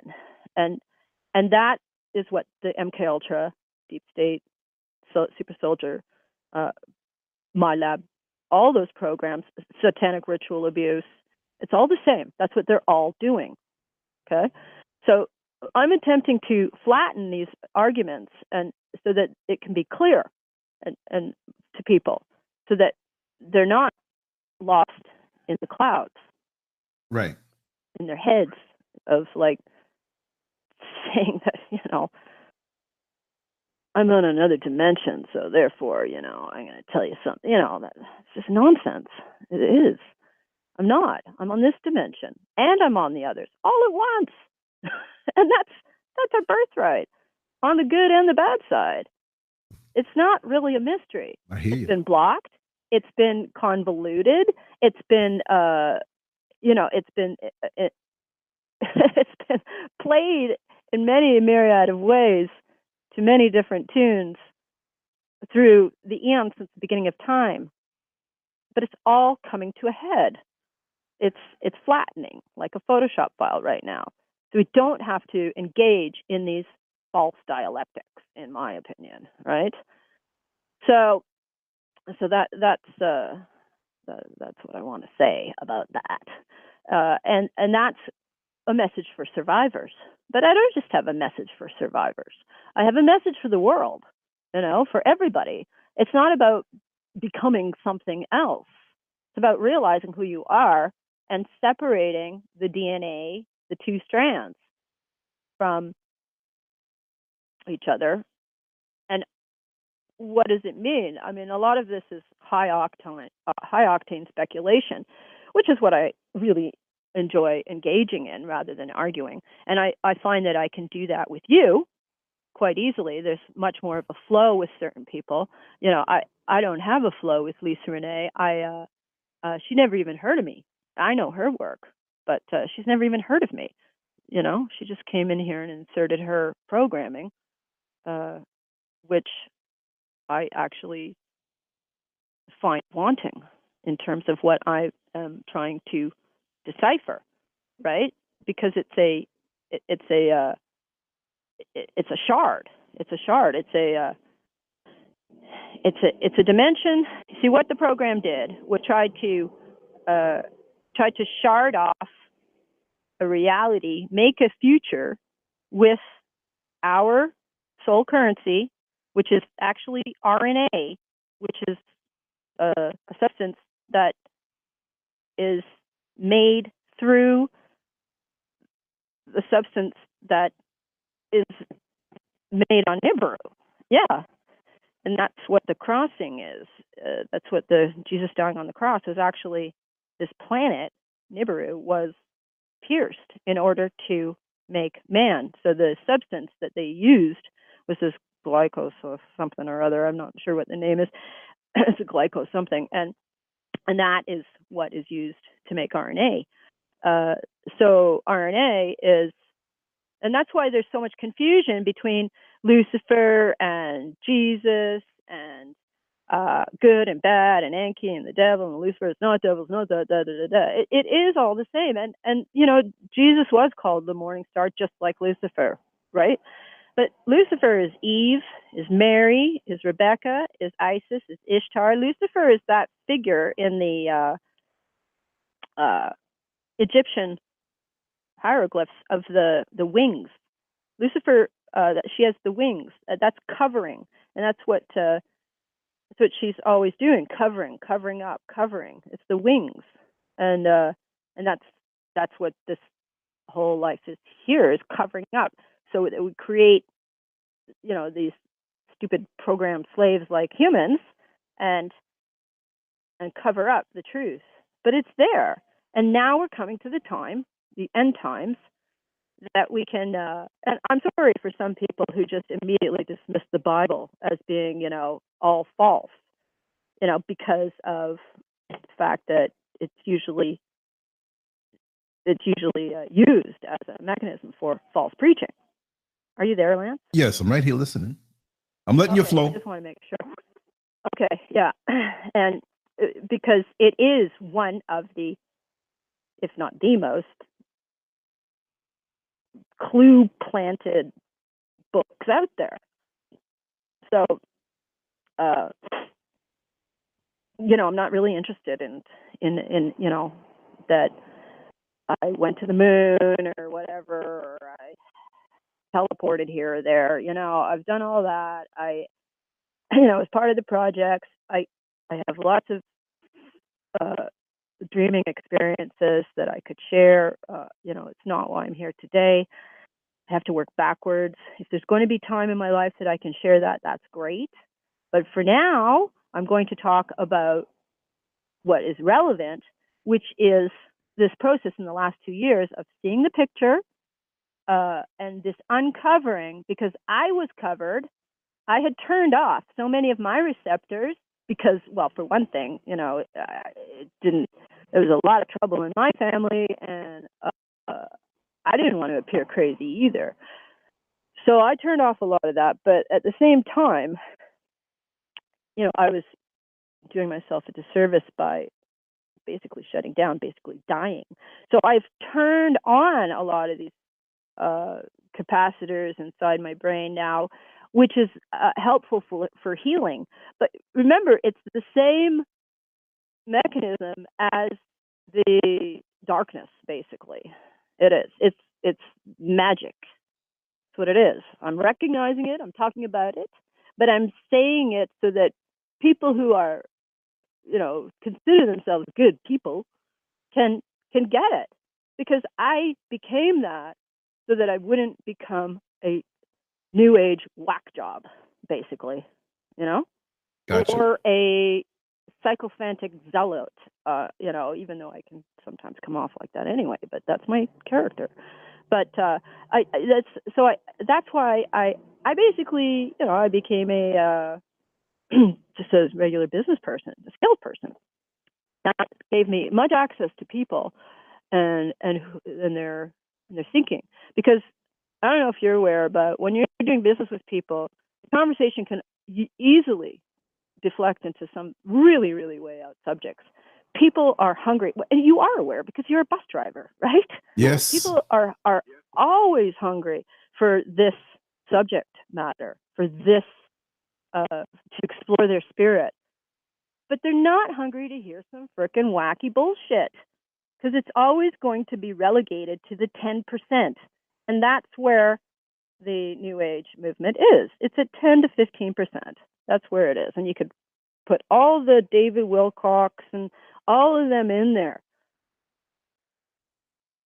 So it's not going to reach this particular stream, when it goes up on YouTube after it's done, I mean, it's on YouTube now, but once it's sitting out there to cook for a while, it's going to be very interesting to see the comments that will be put up there afterwards. So this is definitely a conversation that will continue on even after we finish it. Mm-hmm. And in actuality, stay peeled and look at the comments, because that's going to spawn more conversations, more questions, more inquiries. Exactly.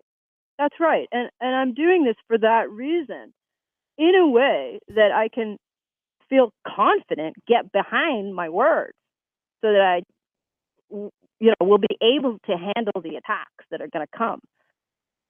Right? Mm-hmm. But in truth, I don't get many attacks. So, and on that note, to try to lighten the thing, because I don't mind confronting people like Lisa Renee. I think we had a relatively healthy discussion, but she went on for like 10 minutes without even me speaking, because I wasn't even on the thing, right? So that's not the point of my interview with you or my discussion, right? It's so I could get this out, so that it could be something, right? But it was welcome, and I do welcome it, and I thank you, Lisa Renee, for doing that, because in my mind, I have seen your work, and I have wondered where it came from. She answered the question that she is actually a survivor. I didn't know that, right? Because from what I've seen of her work, she's just California New Age healer, right? So I relegate that to the 10%, and I find that compartmentalizes much of this information, whereas this information is actually relevant for everybody. Yeah, and there's nothing to do, nothing to get, nowhere to go, nothing to transform to. That's the lie. It's always been there, and it's all flattening now. And certain people can see it, like you, like me, like all the survivors. Yet, because of the brain explosion, the soul explosion, you're going to get this, testimony that just goes all over. And I mean, I did it too. I do it. I'm doing it right now, but I'm doing it to the best of my ability so that I can decode it with what I've learned, because I got a big stake in this game, a huge stake in this game. This is why this is how it happened. I planned it all. I did ask for this. I don't care how hard I'm attacked. I can handle it because I know how to do it. I know how to decode it. I know how to wrestle that big mud dragon down. That's why they're afraid of me. And on that note, I'm going to get into another discovery with that picture, which is so interesting. I mean, obviously I like my story the best, but remember I said that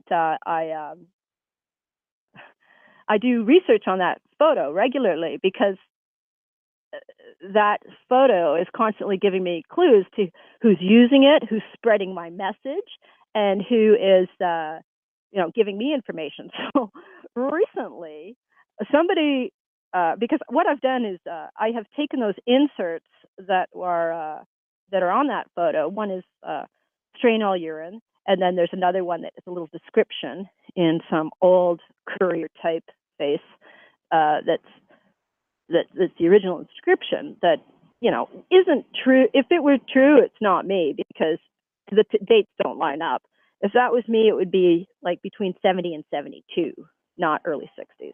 So anyway, but that inscription there, I've removed it and put in my own words as saying, this is me, this is my family, this is my story. Go here if you want to understand it. And I've also inserted my grade 2 class picture, which looks identical to the girl, right? And I believe also that I can see resemblance in my face today as well, not just back then. But that picture recently showed up on Google Images with somebody had reinserted a new insert, and it said programmed to bomb via MK Ultra hypnosis. Yeah, programmed to bomb, right? So I'm like, oh, okay, well that explains. Yeah, I'm like, that explains a lot. So I mean, that would be a big reason why I'm hands off with the deep state, right? Not to mention that I've had lucid dreams with that very thing happening, and one meditation with that happening as well. So and that's part of the program. I mean, that it was, children of the military were used as well. They need compensation as well. Everyone needs compensation. All the targeted, they all need compensation. It's not just the people that were in that program in the 50s in Montreal. That I will not take that $100,000 they keep offering for hush money. I'm going to go for the end. I'm going to go for broke. In fact, as I stated in Discovery, when I discovered that, when I did the first interview with Laura Cross on Wolf Spirit Radio, January 2016, I said I'm going to take it all, everything, all this stuff in the Vatican, all this stuff locked up in the royal houses. I'm going to take it all. Why not? I mean, really, both scenarios are as likely to happen, right? So that's my goal, because I see the big picture. And anyway, so that's kind of funny. But yeah, that part of the programming was to create, super soldiers is the term that is used in the United States, to sensationalize this program. That's what I find it as, really only. But there's survivors in Canada from the military program that were used to,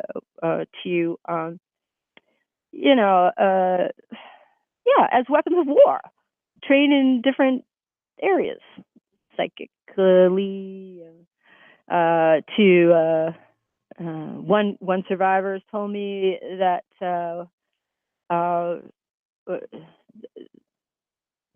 what she was aware. I don't know how she got this information, but that I think she read it. That it was they were using these children to as psychic predictors, like an early warning system. Oh, there's a bomb coming, you know. So they were trying to train them to do that, right? So that very well could be the case. So with me, right? And you know, is it part of my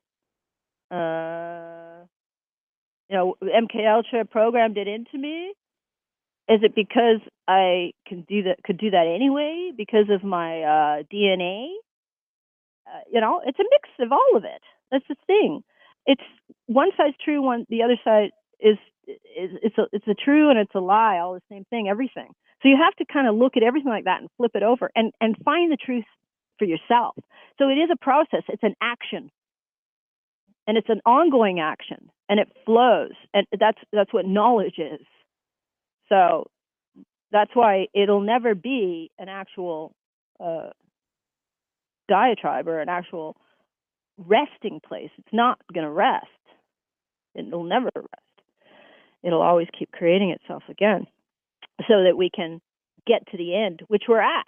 So let's get to the end, talking about the end times.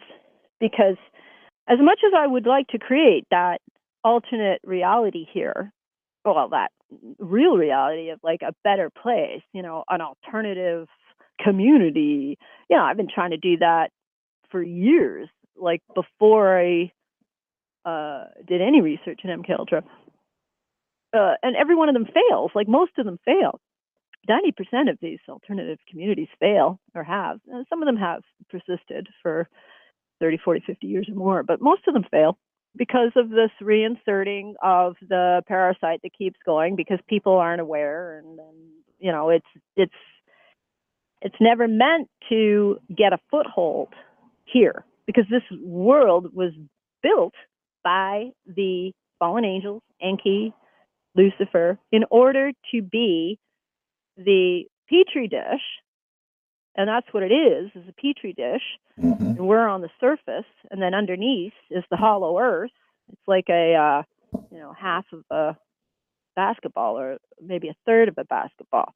You know, that's what the earth actually is. It's a part of a globe at the bottom, but it's underneath is the hollow earth, and it is all connected. The tunnels, right? And so the deep state has connected to these tunnels, and that's what's also coming to the surface in the mainstream news is the Antarctica stuff, what they've discovered there, and then through the more mystical New Age stuff, it's this Shambhala.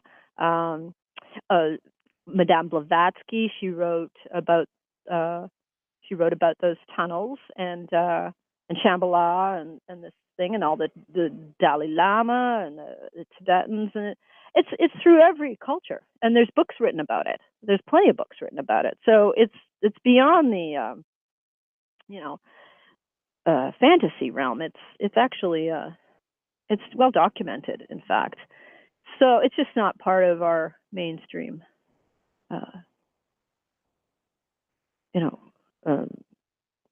conversation because it hasn't infiltrated in. But I just put those pieces together that, you know, that's where the reptoids are. And I put the pieces together about the whole story, the whole creation story with Scott McQuaid's work. But when we're hearing all these stories from survivors about the program, it's because they're trying to control it. And half of the people in the deep state, I'm pretty convinced, are on the good side, and half of them aren't. So, and half of them don't even know what they're doing, but a lot of them are trapped. And I do believe that at least one of these survivors that's out there now doing his story is kind of an emissary negotiating surrender, because a lot of these people trapped in these programs or as administrators of them want out, but they can't. And so it is up to us to, I believe, to grant the clemency. But from what I've talked, the survivors I know, like the real ones that I know in person, are not through the community, like just through my real life. No one's ready for that. I mean, we were extremely, the type of torture is just, you know. So, you know, when you go through that, I'm not really afraid of too much, especially when I have already figured out how to counter it. Right? So that's why I'm trying to get a message out to people that what's to come, what I believe is to come, just from me putting the pieces together. I'm not going to say it is happening, because it's all predicated on how we get to decide. Do you see that? We get to decide. We're on the surface. Everyone wants the surface. And we're here. We went through all this, the worst part of it, and now they're appealing to us. And we get to decide. So that's an action principle. And that is what is going to be put forth to us in 2018. And this is what we get to decide. So instead of being the victims, we're now the heroes, the bosses. But that's responsibility and it's clarity. And it certainly helps when you know the truth. And from what although many of these survivors have all kinds of wonderful bits of information with whatever they went through in the program, like lots of whistleblowing stuff, which is helpful. None of them are actually, using the master key with the information that Scott McQuaid decoded, and it just happens to be, from the Bible. I'm sorry, but I want to find out the truth. So I spent like my whole life, going through all these occult, other types of, mysteries in order to try to find this, because I had the head injury. I didn't even know it, that I was seeking, right? So I don't want to get thrown off now, you know what I mean? And this is what I discovered to be closest to the truth that could be used to help the situation that I feel we're heading into. And so there will be possibly during this time of separation, when the actual breakdown will occur, supposed to be starting in this year, is that there's going to be pockets of these, reptiles coming up, or appearing to come down through the saucers. And of course, the Project Bluebeam, which is well known now, is a fake out program to get people to get into their spaceships to, be saved from whatever destruction is happening, which may be truly destruction caused by Nibiru, which is supposed to happen. But these spaceships they're going to just capture you, right? So you really have to know how to get out. And so that you can get back to your first estate, so that you can keep your spirit. Because if you leave this dimension, get on the wrong ship, or go with the wrong ideal like AI, I don't know if there's going to ever be any hope for your soul. I think your soul is just going to get eaten. So, I don't want that. I want to go back to my first estate. I want to keep my thoughts, feelings, memories, my associations with other beings, my, my strong feelings of love, right? And, apparently hate. But I don't know if I'm going to need that when I go back to my first estate. But, I want to keep that. So that would be entering the wormhole that we first came through. And I believe that happened with a lot of energy. It's not just a passive thing. There was a lot of energy that happened when man was created, when Lucifer died, and then the actual first clone was created, which was Adam. And so that must have been a lot of energy, like a lightning strike, because it is associated with electricity, with lightning, with power. That's what it is, and that's where the power comes from, the fake power. But originally, Lucifer was the right hand of God, right? So the real power comes from the real God. So that's what we're dealing with. It's not, you have to separate it all the time, right? You can't, it's not just one story. It's always mixed in to, you know, all these stories we hear, plus our own stories. So hopefully what I'm saying can correlate to people in terms of their experiences, as long as they're seeking, right? As long as they care. So, and most people do. Sometimes, of course, it takes a while to digest it. I get it, right? But doesn't matter. I'm planting the seeds. It gets sown.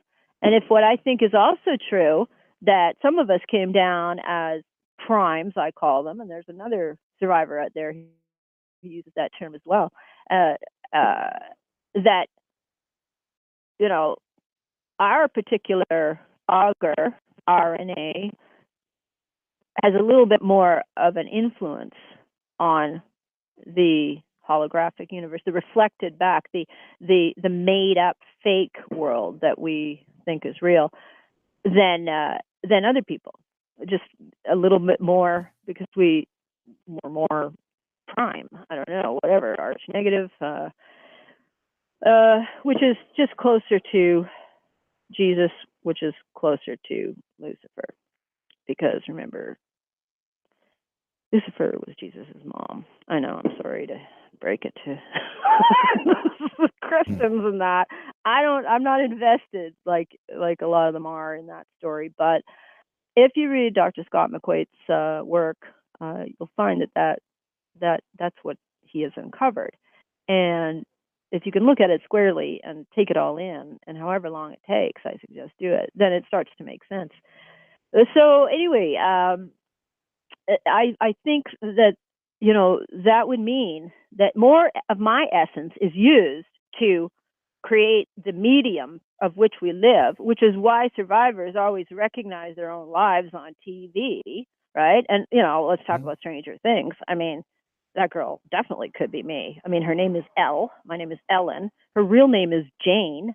That was my mom's name, Jane. And her best friend was Michael. That was my brother's name. Yeah. Yeah, not to mention that. Continue talking, sweetheart. I'm gonna run and deal with this water issue. I'm trying to push like 2 gallons of water through me today. Wrap it up. Okay. Can we wrap it up? Because that's enough. Yeah. Okay. I can't go on anymore. But no, I'm not rushing you. You know, we have enough time. No. Let me just say while we're live, for those who are on the show now, we're gonna do a show shortly, and I'll say within 30 minutes, because I just have to, you know, rearrange a few things here and see how my father-in-law is out there doing in the lawn. I'm going to do another live show on the whole Dr. Umar Johnson situation, his court date. And I'm going to let you finish up, Ellen. I just want to say this while we're all here. His court date was this morning, 9 a.m., and it must be over now. So I know the internet is on the edge. So I want to get in on there on a live show. I'm going to make the link. I didn't make the link yet. I'll put it up there for everybody can devour it. And there's really nothing that I have to say that I haven't said. There are no guests scheduled, but I want people to call in and chime in on what they feel about that situation, and we'll roll with that. Hopefully, we'll throw the bait out there. If anybody has his number, which is out there, I'm going to try to find it. Text it to me or call me after the show is over at 407-590-0755, and maybe we can text them and get them on. I'm surely going to tag it, and we'll be on for a long time. And I know if there was a show about me like that, I would probably try to listen in and maybe call in. But yeah, continue on, Ellen. We'll wrap it up. And it's been wonderful. You know, we had little abrasions of different opinion, but it's okay. I let everybody talk. That was great, and it was perfect. Yeah, it was perfect. And I thank Lisa Renee. And as contrary as I was, and you know, basically shredding her. Her, you know, what she puts forward, but that's just the way it is. I'm sorry, right? Like I'm going to oppose a lot of what she says, and that's just the way it is. But I thank her at the same time, and I think we should be able to do that within the community without it appearing to be like some kind of, you know, real war or anything. This is scholarly work. It really is. It's no different, right? It is scientific as well. So there's going to be differences of opinion, but we should be able to deal with it maturely like adults, because that is really what this is going to take. is an adult perspective. But I understand that people are hurting. Every survivor is hurting and wounded deeply, myself included.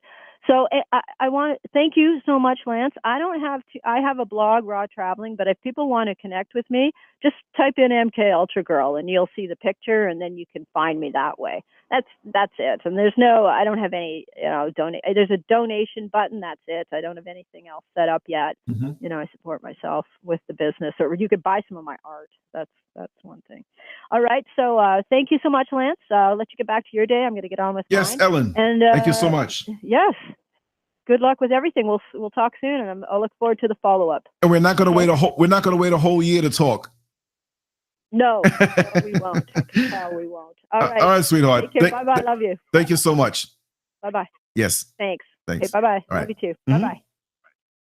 Yeah, let me just tell you all again, I'm going to do a Umar Johnson show after I answer my calls to nature and straighten up a little bit in here and make the link, and I'll put it out there. It's going to be about 30 more minutes or so. And it was enjoyable today. It was a warm-up. I surprised you with an early show. I want to surprise you more with multiple shows. And we're going to hit the camera in the street. We're going to hit the live stream in the street. I want to thank all who have helped me to attain or gain more equipment. The appreciation is immeasurable. And I'm going to work harder. You know what I mean? I'm going to just put in the work with every ounce of strength of breath, with every bit of spare time. If I didn't have to go to the plantation and do a job, I would do it all day. And like I said, next month we have a really, really, really, really, really, really great surprise coming with a unique content on location. That's all I'll say. And you're gonna feel like you're there. That's all I'm saying. I promise not to say anything. I just want to surprise you all with this. It'll be unique. It'll be refreshing. It'll be edifying. It'll be very interesting. And I don't brag, but I'm not bragging on myself. But I'm just saying, I can't wait to go through with this whole, thing. And it's going to be nice. It's going to be sometime next month. I'm not saying a date. I'm not saying when. You're just going to see it.